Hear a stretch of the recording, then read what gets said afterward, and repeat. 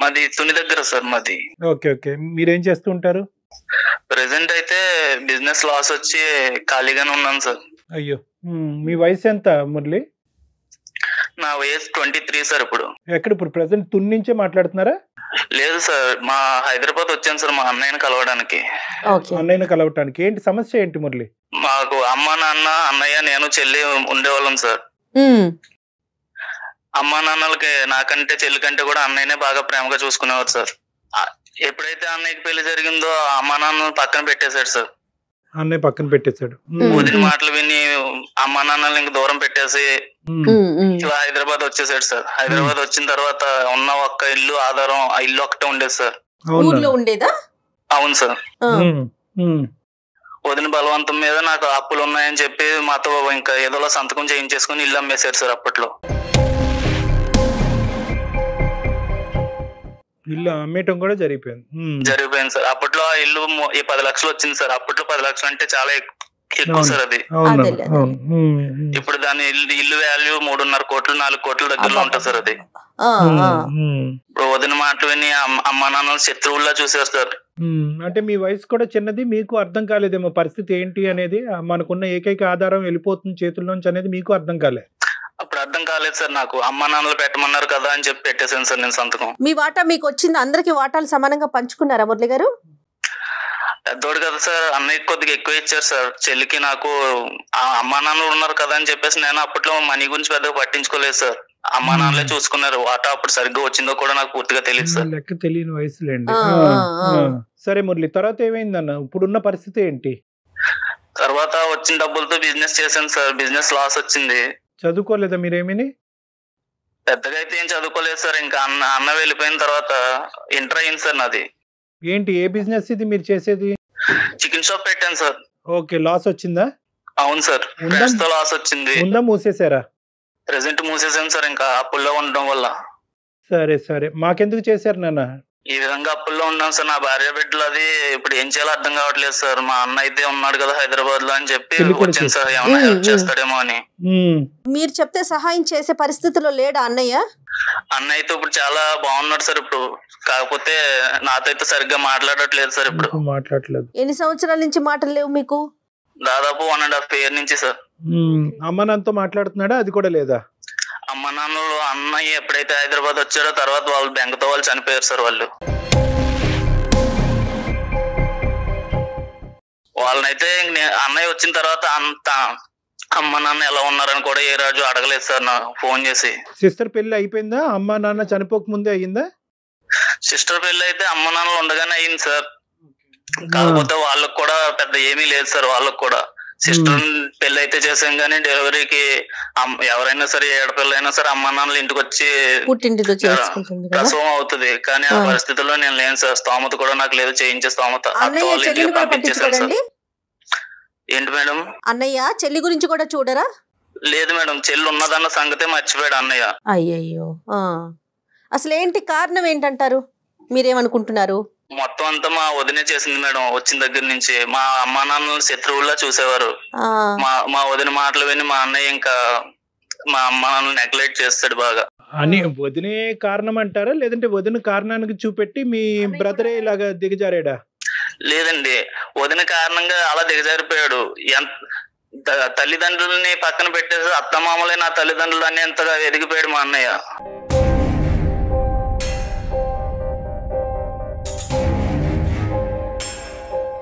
ఇప్పుడు 1.5 years బట్టి నీకు బిజినెస్ లో లాస్ రాలేదు కాబట్టి నువ్వు కూడా అన్నయ్య వరకు మాట్లాడలేదు. ఇప్పుడు బిజినెస్ లో లాస్ వచ్చిన తర్వాత మళ్ళీ అన్నయ్యతో కమ్యూనికేట్ చేయడానికి ప్రయత్నం చేస్తున్నారు. మరి అతను కూడా అనుకోవచ్చు కదా, ఇప్పుడు అమ్మ నాన్న చనిపోయిన తర్వాత నేను ఇంటికి పెద్ద డబ్బుల వరకు అయితే కనుక నా దగ్గరికి వస్తున్నాడు, లేదంటే మధ్యలో నన్ను కానీ నా భార్యను కానీ పట్టించుకోవట్లేదని మీ అన్నయ్యకి కూడా ఒక ఫీలింగ్ ఉండొచ్చేమో. లేదు సార్, నేను చాలా సార్లు మధ్యలో ఫోన్ చేశాను ఎలా ఉన్నామని ఫోన్ చేయడానికి. నా ఫోన్ అసలు లిఫ్ట్ చేసేవాడు కాదు సార్, నెగ్లెక్ట్ చేసేవాడు.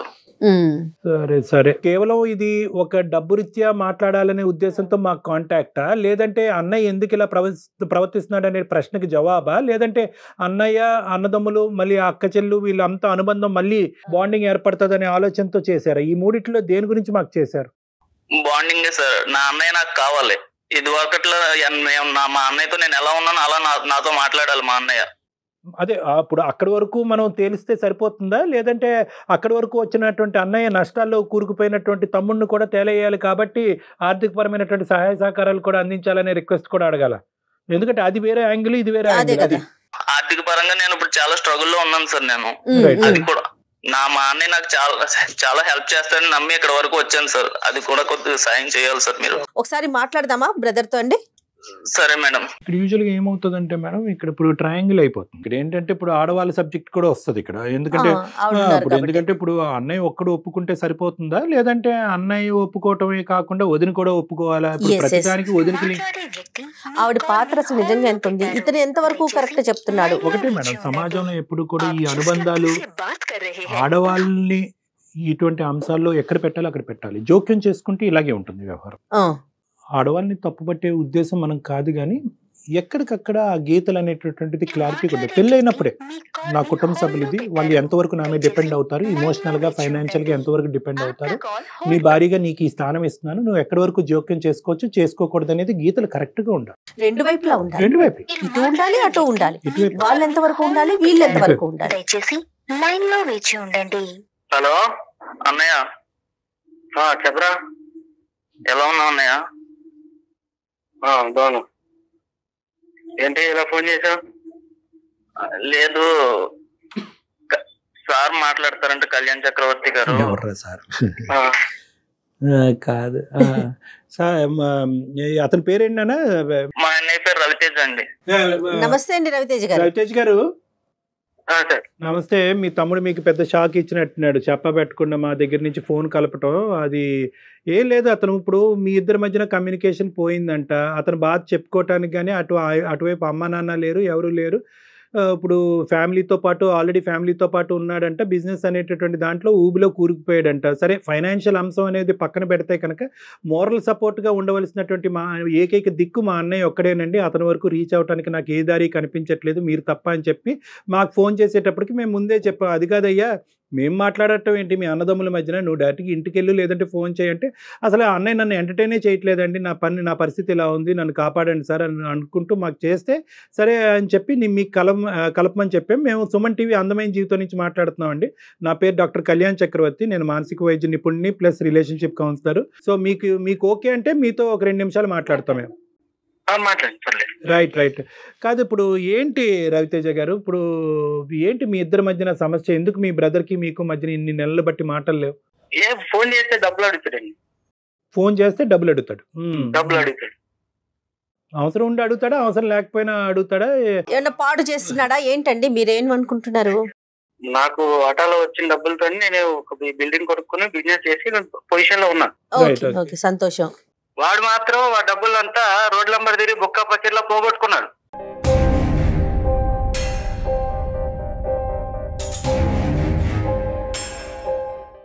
వాడికి అవసరం వచ్చినప్పుడల్లా ఫోన్ చేస్తుంటాడు, అందుకే ఫోన్ లిఫ్ట్ చేయడం మానేసా.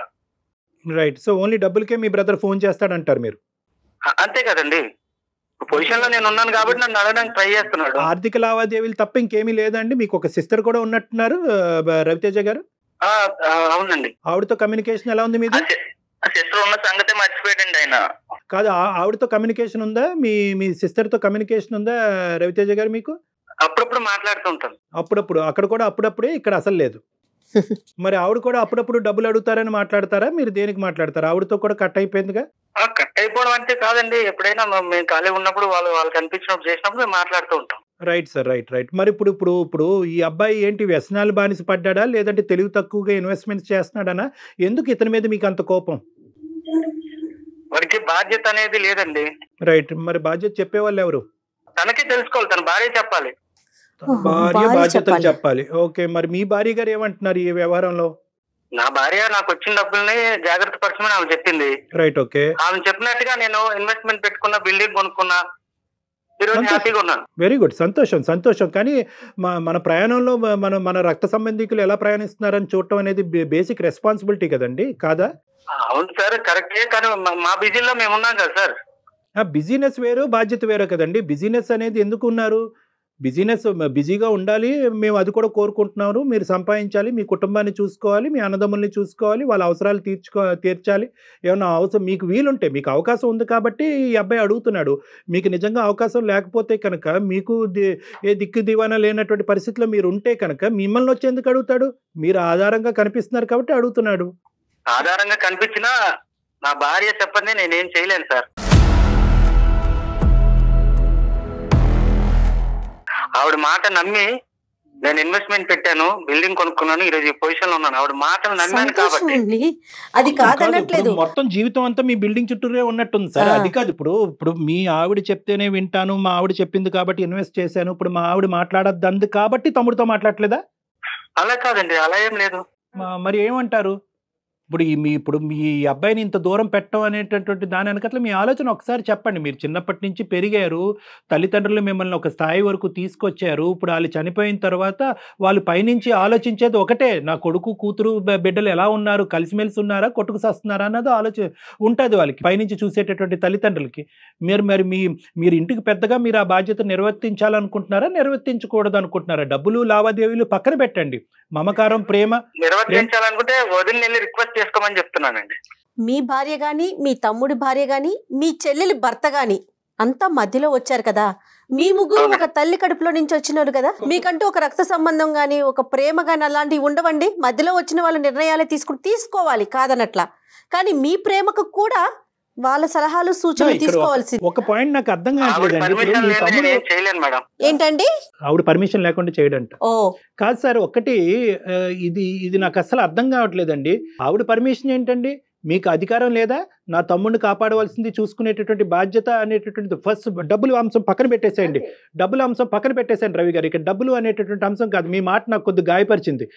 ఇక్కడ ప్రధానమైనటువంటి అంశం ఏంటంటే కనుక ఒక ప్రేమ, ఒక బంధుత్వం, ఒక మమకారం, ఒక రక్త సంబంధం, ఇవేమి ఉండవండి. బిల్డింగ్ ఒకటే కనిపిస్తుందా మీకు? ఆవిడ బిల్డింగ్ కట్టించాము, అది కూడా మీ ఆస్తి పరంగా వచ్చి, మీ డబ్బుల పరంగా వచ్చినటువంటి ఆలోచనని ఆవిడ ఏం చేశారంటే, ఆవిడ ప్లాన్ ద్వారా కరెక్ట్ ఇన్వెస్ట్మెంట్ చేయించడం వల్ల మీరు ఒక స్థాయిలో ఉన్నారు. ఎవరు సంపాదించిన డబ్బులు అండి? నేను పచ్చిగా మాట్లాడితే ఎవరు సంపాదించిన డబ్బులు? మీ తల్లిదండ్రులు సంపాదించేటటువంటి డబ్బులే కదా. ఆ డబ్బులతోనే కదా మీరు ఈరోజు ఒక స్థానంలోకి వచ్చారు. ఆ తల్లిదండ్రులు సంపాదించినట్టు, ఆ తల్లిదండ్రులు ఎవరైతే ఉన్నారో వాళ్ళు ఎందుకు సంపాదించారు? మీరు అందరూ సెటిల్ అయ్యి బాగా ఉండాలని చెప్పి.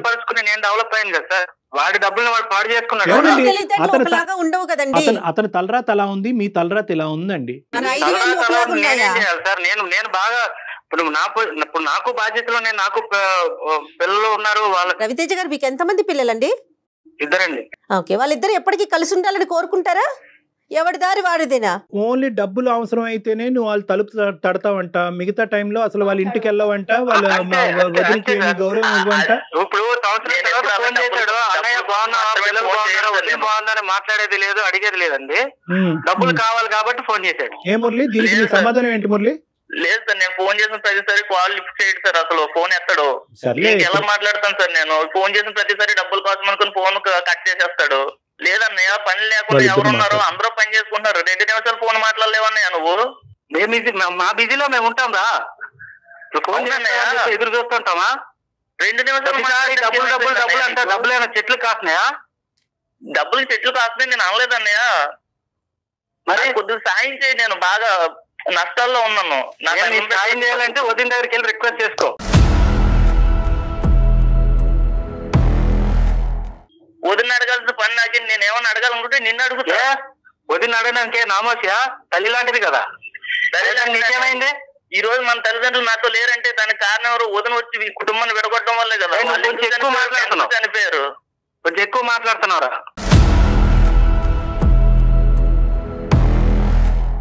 వదినికి రెస్పెక్ట్ ఇచ్చేది లేదు, అన్నయ్యకి రెస్పెక్ట్ ఇచ్చేది లేదు, పెద్ద చిన్న లేకుండా ఏది పడితే నోటుకొచ్చి మాట్లాడుతున్నావు.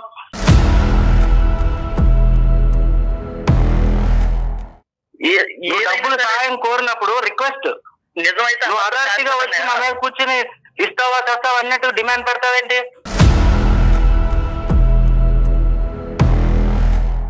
ఇంత వయసు వచ్చిన తర్వాత నీకు వ్యాపారాలు పెట్టాలా? ఒక్క నిమిషం, మన డబ్బులు అనే సబ్జెక్ట్ మాట్లాడుకునే ముందు ఏమండి, ఇది ప్రధానంగా ఏంటంటే కుటుంబ రీత్యా ఏర్పడేటటువంటి మానసిక పరమైనటువంటి సమస్యలకు సంబంధించింది లీగల్ మ్యాటర్స్ కానీ డబ్బులు సంబంధించినటువంటి ఓకే సహాయం చేయాలి అనే ఉద్దేశం ఉంటే కనుక మీరు సహాయం చేయొచ్చు రవి గారు, కాదు కూడదు అంటే కనుక లేదు. అంతేగాని వదిన అడిగితే చేస్తుంది, వదిన చెప్తే చేస్తుంది అనేటటువంటి అంశం ఇక్కడ అసలు బాలేదు. అది నెంబర్ 1. నెంబర్ 2, నేను ఇంకా కంప్లీట్ అవ్వలేదు. మాట విన్నాను కాబట్టి నేను బాగుపడ్డానని నమ్మకంతో నేను చెప్తున్నాను సార్. భార్య మాటలు విని బాగుపడ్డ వాళ్ళు ఉన్నారు కానీ చెడిపోయిన వాళ్ళు ఎవరైనా ఉన్నారా చెప్పండి సార్. మాట విన్నాను కాబట్టి నేను ఈ పొజిషన్ లో ఉన్నానని చెప్తున్నా. ఒకే ఒక పాయింట్, మీ భార్య గురించి మేము ఇక్కడ మాట్లాడే హక్కు మాకు లేదు. ఆవిడ హెల్ప్ చేస్తే కనుక మీరు ఈ స్థాయిలో ఉన్నారు అనేటటువంటిది పచ్చి నిజం. దానికి మీరెంత ఆనందిస్తున్నారో మేము అంతే ఆనందిస్తున్నాం. దాంట్లో ఎటువంటి తప్పుదేం లేదు. కానీ ఏంటంటే మీరొక్కలే బాగుపడాలి, మీరొక్కలే పైకి రావాలి, మీ కుటుంబాన్ని నిలదొక్కోవాలి అనేటటువంటిది స్వార్థం. బహుశా మీ భార్య ఆ ఉద్దేశంతో అయితే మాత్రం మిమ్మల్ని ఈ పరిస్థితి వరకు తీసుకొచ్చి ఉండదు. ఆవిడతో మనం మాట్లాడలేదు. ఆవిడ ఒపీనియన్ గురించి ఇక్కడ అభిప్రాయ భేదాలు వద్దు. ఇక్కడ నేను మురళీకి ఏమని చెప్తున్నానంటే, నువ్వు తొందరపడి ఇలాంటి పదాలు వాడటం వల్ల దానిలో మమ్మల్ని భాగస్వామ్యం చేసి మీడియేషన్ చేయండి, నాకు హెల్ప్ చేయండి అంటే మేము చేయలేం. వదిన విడగొట్టింది, ఎందుకయ్యా ఈ పెద్ద పెద్ద మాటలు? వదిన వల్ల అమ్మా నాన్న చనిపోయారు, ఎందుకయ్యా ఈ పెద్ద పెద్ద మాటలు? వదిన లేకపోతే కనుక మన ఇద్దరం కలిసి ఉండేవాళ్ళము, ఎందుకయ్యా ఈ పెద్ద పెద్ద మాటలు? సో ఇక్కడ కూడా నిన్ను కూడా నువ్వు నియంత్రించుకోవాల్సినటువంటి అవసరం ఉంది. ఆవిడతో మనం మాట్లాడకుండా, ఆవిడెవరో చూడకుండా ఆవిడని రాక్షస కింద ఇక్కడ చిత్రీకరించడం అనేటటువంటిది ఒక పబ్లిక్ వేదిక మీద కరెక్ట్ కాదు. ఆవిడ ఖచ్చితంగా ఆ కుటుంబానికి హెల్ప్ చేసింది. మంది ఒకే యాంగిల్. ఎప్పుడు వేరు చేసి నా భార్యను దూరం పెట్టి కుటుంబం నుంచి వేరు చేసే మాట్లాడతారు. ఆమె ఒక బూచిలాగా ఆమె మొత్తం చేసింది అన్నట్టు. తెలియక మాట్లాడుతున్నాను, అందుకే సరిదిద్దే ప్రయత్నం చేస్తున్నాను. లేదన్నయ్య, ఎప్పుడైనా సరే మన అమ్మా నాన్నలు వదిన ఎప్పుడు శత్రువులాగా ఎదురు పడితే పక్క పక్కకు వెళ్ళిపోయేవారు అన్నయ్య. నువ్వు ఎప్పుడు చూసుకుంటూ వదిన మాటలే నమ్ముతావు. నువ్వు అమ్మ నాన్నలు ఎప్పుడన్నా పట్టించుకున్నావు పెళ్లి అయిన తర్వాత? మళ్ళీ అట్లీస్ట్ వాళ్ళు ఏం చెప్తున్నారో అది విన్నావా ఏ రోజు అన్న? మురళి ఇక్కడ ఒక్క ఇంపార్టెంట్ పాయింట్ చెప్తాను. ఈ రోజు మీ అమ్మ నాన్నగారు ఇక్కడ ప్రత్యక్షంగా లేరు. ఓకే, ఇక్కడ వాళ్ళు ఏ ఒపీనియన్ తో ఉండేవారో, వదిన ఏ అభిప్రాయం ఉందో, వాళ్ళిద్దరి మధ్య ఏ భేదాభిప్రాయాలు అనేటటువంటిది అంతా కూడా గతం. ఈ రోజు దాని గురించి మాట్లాడుకోవద్దు. అక్కడ అమ్మ నాన్న తప్పు ఉండొచ్చు, వదిన తప్పు ఉండొచ్చు, ఇద్దరిది తప్పు లేకుండా ఉండొచ్చు. అదంతా పక్కన పెట్టండి. ఈ రోజు ప్రత్యక్షంగా ఏంటంటే అన్నదమ్ముల మధ్యన ఉండే అనుబంధాన్ని వదిన మధ్యలో దూరి విడదీస్తుందా అనేటటువంటి సబ్జెక్ట్ గురించి మనం మాట్లాడుకుంటున్నాం. అది కానప్పుడు దానికి నీకు నిదర్శన ఆధారం లేనప్పుడు మీ వదిన్ని ఇంకో విధంగా చిత్రీకరించి పెయింట్ చేసి చూపెట్టడం అన్నది కరెక్ట్ కాదు. మీ అన్నయ్య ఏమంటున్నాడు? నన్ను ఎంత గౌరవిస్తున్నావో అంతే గౌరవం వదినకి ఇవ్వండి, వదిన తల్లి లాంటిదని అంటున్నావు. తప్పే ఉంది ఆ మాటలో? ఎన్నిసార్లు నువ్వు మీ అన్నయ్యకి ఫోన్ చేస్తే మీ అన్నయ్య కట్ చేసాడని అంటున్నావు. ఎన్నిసార్లు నువ్వు వదినకి ఎందుకు ఫోన్ చేయలేదు? మీ వదినకి ఫోన్ చేయొచ్చుగా, తల్లేగా. నువ్వు ఎందుకు మీకు తెలియకుండానే మీ వదిన మీద ఒక గ్రడ్జ్ పెంచుకున్నావు నువ్వు? లేదు సార్, ఇప్పటి వరకు మా వదిన అసలు నన్ను చూడదు సార్. అసలు వదిన అంటే తల్లితో సమానం అంటారు. ఏ రోజు కూడా నన్ను కొడుకులా చూడలేదు సార్ తను. నువ్వు వెళ్ళి ఎప్పుడైనా అడిగావా? సహాయం అడిగావా? నీ భార్య ఇప్పుడు మురళిని చాలా ఇదిగా చూసేది, మీ తమ్ముడిని అసలు ఇదిగా పట్టించుకునేది కాదు అనే విధంగా ఏమైంది ఏంటి అనేది మీరు నమ్మరు. నేను నమ్మను. వాడు అలా చెప్తా ఉంటాడు. పరాయి వాళ్ళు అయిపోయారు మేడం. వాళ్ళ అత్తమామలే వాళ్ళకి తల్లిదండ్రులు అయిపోయారు తర్వాత. అవన్నీ మాట్లాడకూడదు మురళి. నీ అదుపులో నువ్వు మాట్లాడితే సమస్యకు పరిష్కారం వస్తుంది, లేదంటే సమస్య జటిలం అవుతుంది. దయచేసి అర్థం చేసుకో. నీకు అంత అనుభవం లేదు, అంత వయసు లేదు.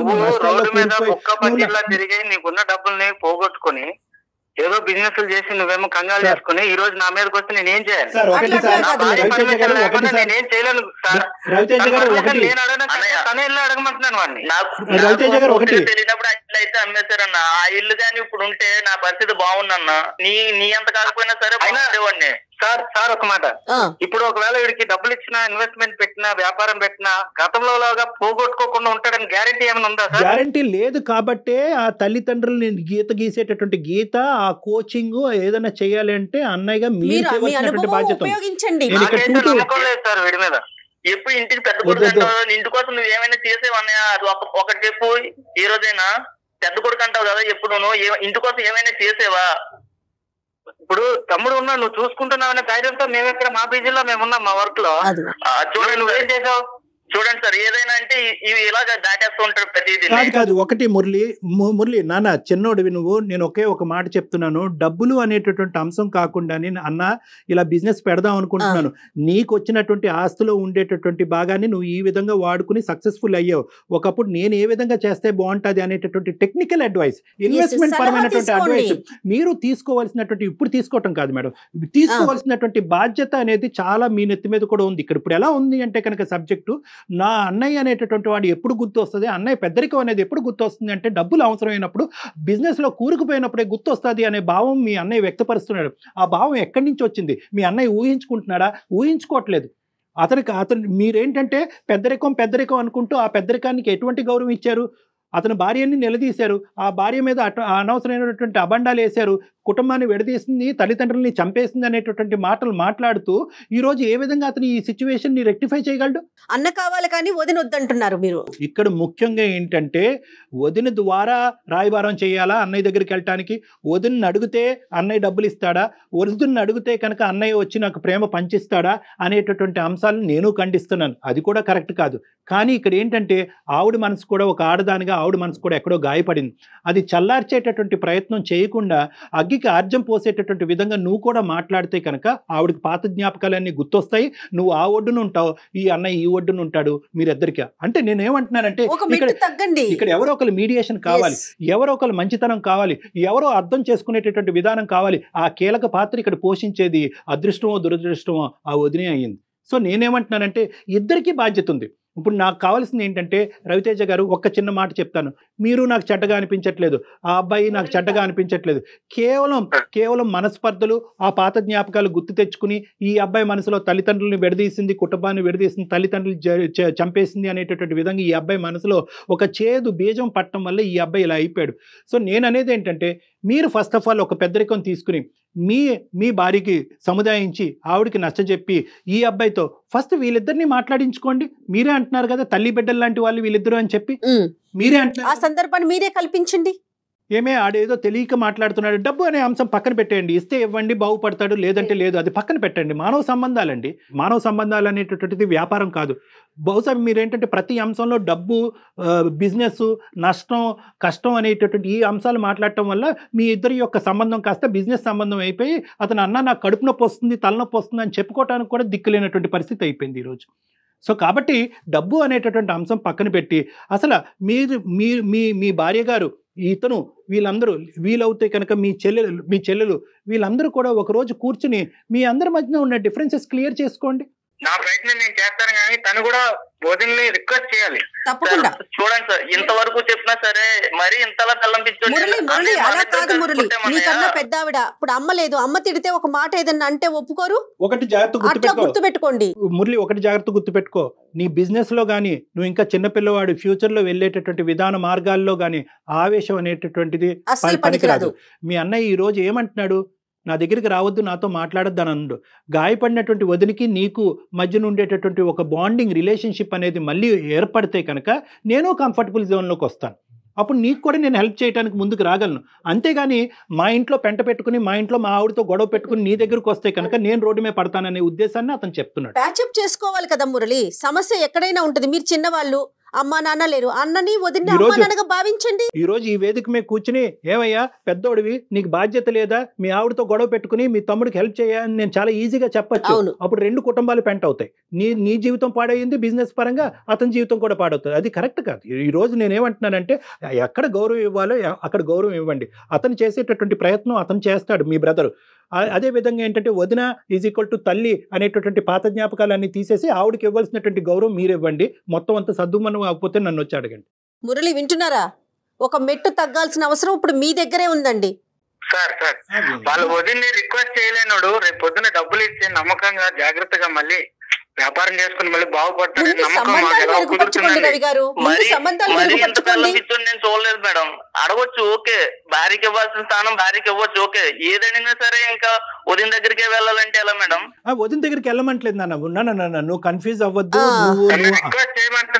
అతను ఏమంటున్నాడంటే, అందరూ కలిసి ప్రయాణం చేయాలంటే అందరూ కలిసి ప్రయాణం చేద్దాం. కేవలం నాతో ఒక బంధుత్వం పెట్టుకుని వదిన్ని మళ్ళీ దూరం పెడతారు. ఆల్రెడీ ఇంతకు ముందు అయినటువంటి గొడవల వల్ల లెట్ us ట్రావెల్ టుగెదర్. నన్ను ఎంత బాగా అయితే నువ్వు కావాలి అని అనుకుంటున్నావు, ఈ కుటుంబంలో నీ వదిన కూడా ఒక భాగమే, ఆవిడ కూడా మనం రప్పించుకుందాం అనేటటువంటి విధంగా అతను చెప్తున్నాడు. రవితేజ, ఒకటి నాన్న, ఆ అబ్బాయి చిన్నపిల్లోడు, అనుభవాలు తక్కువ ఉన్నాయి, నీ బిజినెస్ పరంగా నష్టాలు రావటం వల్ల డిప్రెషన్లోకి వెళ్ళాడు. కాబట్టి ఎంత కాదనుకున్నా ఇంటికి పెద్దవాడిగా నీ భుజం మీద చాలా బాధ్యత అయితే ఉంది. అది సొంత అన్నదమ్ముల్ని మీరు చూసుకోకపోతే ఇంకెవరు చూసుకుంటారండి? మన అన్నదమ్ముల్ని, మన అక్క చెల్లెల్ని మనం కదా చూసుకోవాలి. ఓకేనా?